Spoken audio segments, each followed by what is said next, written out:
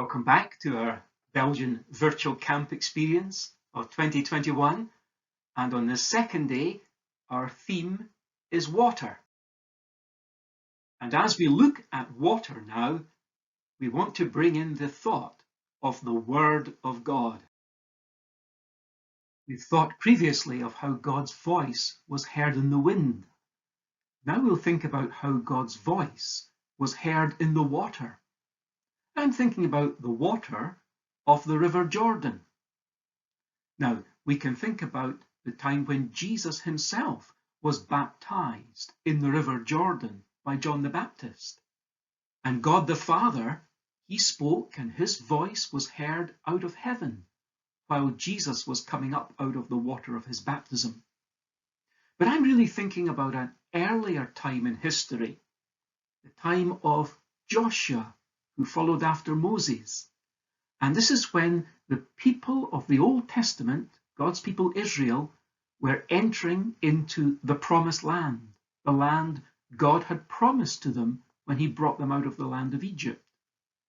Now, the River Jordan was a barrier to their progress in entering into that land. But what God said happened. He commanded that the priests would walk into the water carrying the ark.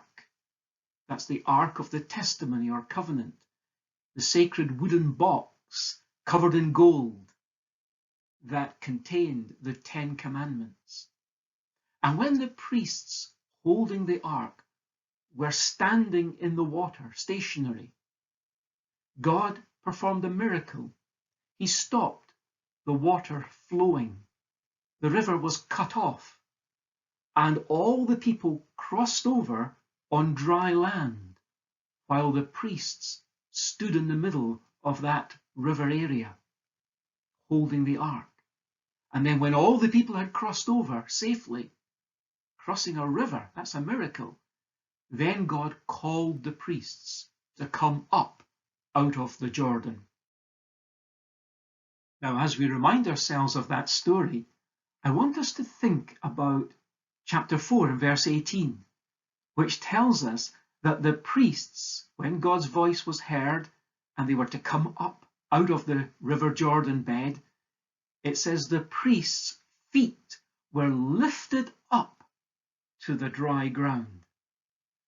You might not notice that as being very special, lifted up.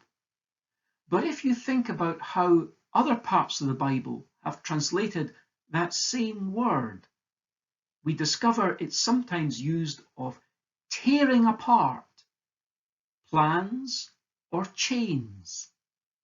Now, I'm not suggesting that in Joshua chapter 4, this word should have been translated any differently, but I do think it helps us appreciate, when we see how it's used elsewhere, it helps us appreciate that this was a dramatic action by the priests when they lifted up their feet onto the dry ground.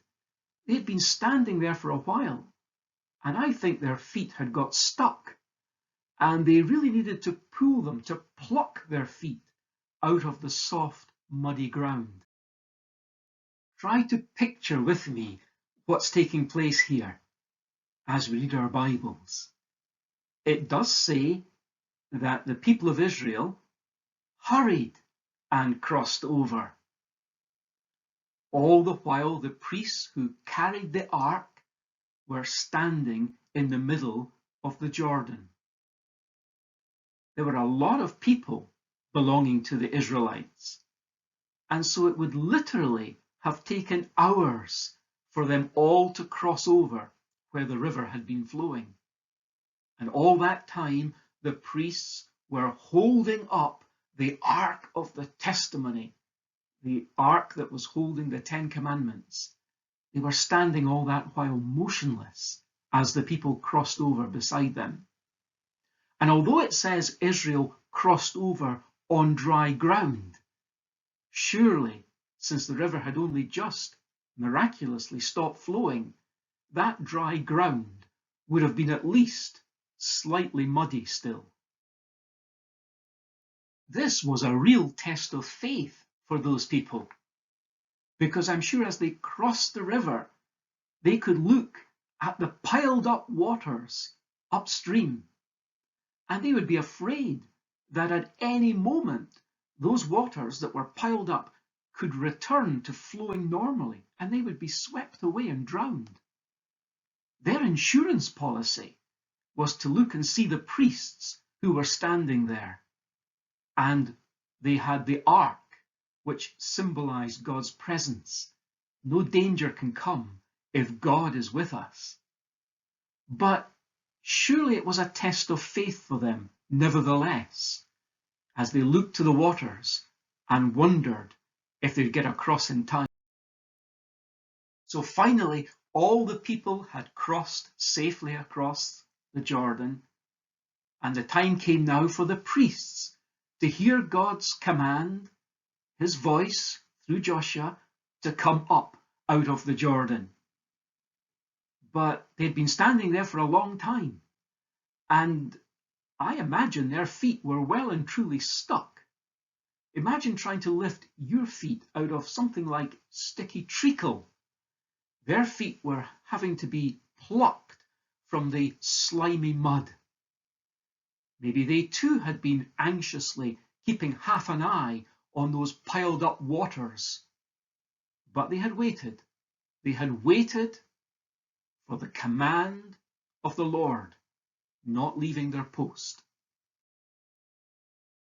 Picture with me, if you will, how the people, now across, looked back and saw only that small group of priests still in the middle of the Jordan, holding their position, waiting to be relieved of their post by God himself. May we learn that lesson, to stand fixed, steadfast, wherever God has set us, enduring any test of faith until he calls us away.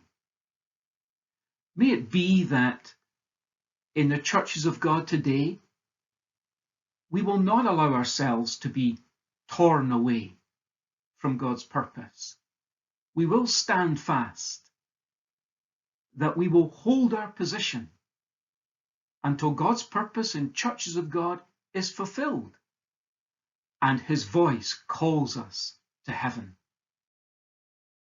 Perhaps the test that we face in churches of God today is in hearing people saying, should not everyone be included?